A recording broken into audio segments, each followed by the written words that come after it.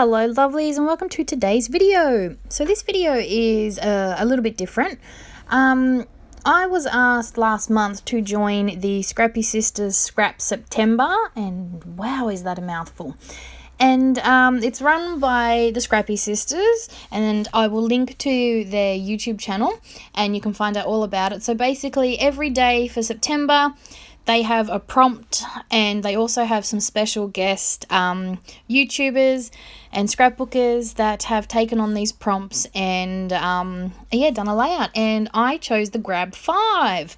So I thought it would be a little bit different. It would have been easy for me to pick the mixed media challenge, but I thought I'll challenge myself and I'll leave that for someone else to try, and I'll do the grab 5. But because I can't help myself, there's some paint in this background anyway. So yeah, as you see, these are my 5 prompts. Let me find my sheet.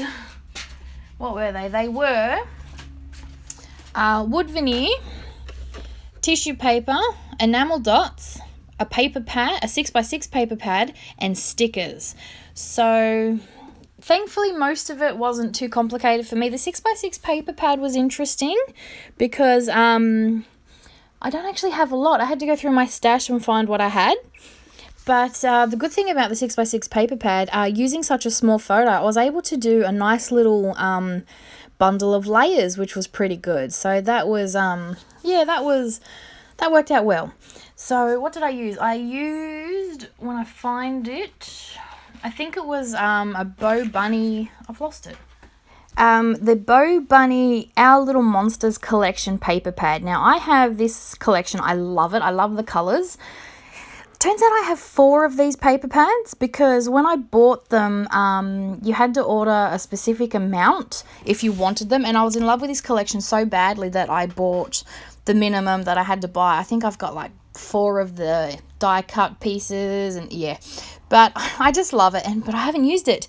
So that was good in the sense that it got me to use my 6x6 paper pads. I only have a small collection because I don't use them often, so I think it's because I tend to scrap 4x6 photos, and obviously with a 6x6 it doesn't mat it very well. But anyway, I'm learning to work on my layers, but I'm also learning to use different size photos as well, so I can get better at that.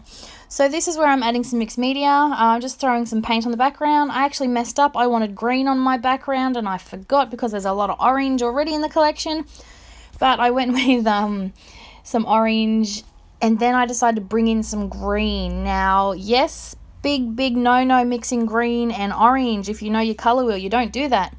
But I made sure my orange was very, very dry before I added my green, because if you add orange and green, you get mud. But if you make sure your first colour's dry, when you add your second colour, they won't blend.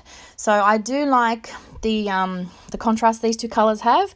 But yes, make sure your first layer is very, very dry, or you will get mud, and no one likes mud. So I'm attempting to use an old gift card. No, this is actually a time zone card. Every time I go to time zone, I keep the cards. To add some paint, just some lines, but my Dilutions paint is starting to go a bit gloopy, so it didn't work as well as I wanted. So I just decided to use my finger. I just wanted a bit more green in there just to sort of bring these colours together, and I just really like playing with the background. You know me, I love making mixed media backgrounds, and this was lots of fun. So I'm just using my finger and just adding some thicker swipes of that green. So now this is where I'm going to attach my layers. I've just pulled out some pieces of paper from that 6x6 paper pad, just built up some layers behind it, and then I think this is also where I'm going to add my tissue paper. Now, man, do I struggle with tissue paper. I don't think I've even got it out yet, but I'm using a glue stick because my son has used all my glue tape and I can't find my other tape. Oh, it's just, I'm so unorganized. I'm terrible. But we have to move again, which is causing dramas. I should be packing, but I look at my art room and I really don't want to pack it. There's so much stuff in here. But honestly, I haven't been in my art room to create anything, and I can't even tell you how long. That's why the videos have been lacking, and that's why I was hoping with this layout, because it was a specific prompt, I was hoping it would sort of get the mojo flowing again, because I've really been struggling to sit in my art room and create. It's been a long time. So yeah, these photos, I'll give you a quick spiel about the photos. This is from a family fun day that one of our local clubs puts on in conjunction with early intervention for children with disabilities. We've been going for the past few years, and every year we go, we have to stop at the photo booth, and this was this year's photo booth picture, and I just really wanted to scrap it because it's just really funny. The colours don't really sort of go with the photo, but the fact that the photo's sort of small and there's not really a bold colour popping out means I could use pretty much any colour I wanted. And I think I started with the tissue paper. So because the tissue paper was a prompt, I found some tissue paper in my stash which was orange, and that's where I pulled my colours from. I got the orange, and then I found a paper pad that would work, and that's where I got the green, and that's how I ended up with orange and green for this layout. So there's a look at my domino process, as I call it. One thought leads to another, leads to another, leads to another, and yeah. So that's how I ended up with my colours and my products. I started with one, so I started with the tissue paper, and then I found a 6x6 paper pad that would work with that, and then I found the embellishments to suit those two things. So if you're ever worried about trying to coordinate your own supplies, start with one. Pick one thing and go from there. So that's how I managed to come up with orange and green for this layout. So I've added some craft foam underneath my photo. I didn't want it to just be flat on the page. I really wanted that photo and those layers to pop off that background because it was a very busy background. And then because I've used a glue stick, I just had to put some weight on it for a minute just because the corners were starting to curl. Yeah, I know.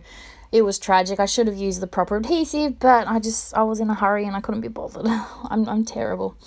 So now I'm adding my wood veneer, and I found this awesome that was in my stash, so I thought I'd use that. And then chevrons. Chevrons are my absolute favourite wood veneer. I love to use chevrons.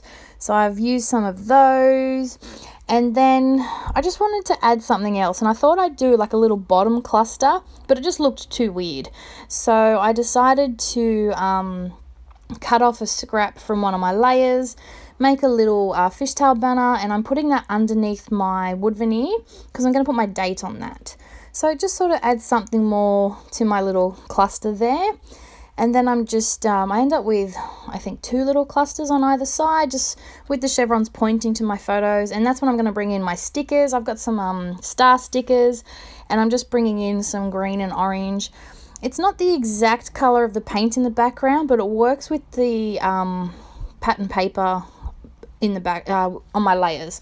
So even though it is a different shade of green and orange, it still works. And then I've just added my enamel dots to make my little clusters, and that's pretty much it for my embellishing. So I decide I need to bring in some more black, because the only black I have is those enamel dots. So I grabbed my new favourite pen. I can't even tell you what it is, but I absolutely love it. Every time I see it, I buy it. And I've just done a scribbly line over my banner, and then I've also scribbled around my photo mat, just to bring in, one, some grungy lines, because we know how much I love grungy lines, and 2, just to bring in some more black. So then I'm just going to write the date, which I couldn't remember, so I had to add it after I had finished the layout, and then just some quick journaling about when the photo was taken and how this is our traditional photo booth photo that we get every year. So that's it for my layout. I hope you have enjoyed the video, and I do hope you go and check out the Scrappy Sisters September Scrap Along challenge prompty thingamajiggy, and there's some great prompts to follow. I know I'll be following some to try and get that mojo flowing again. So thanks for watching, and I'll be back real soon. Bye for now.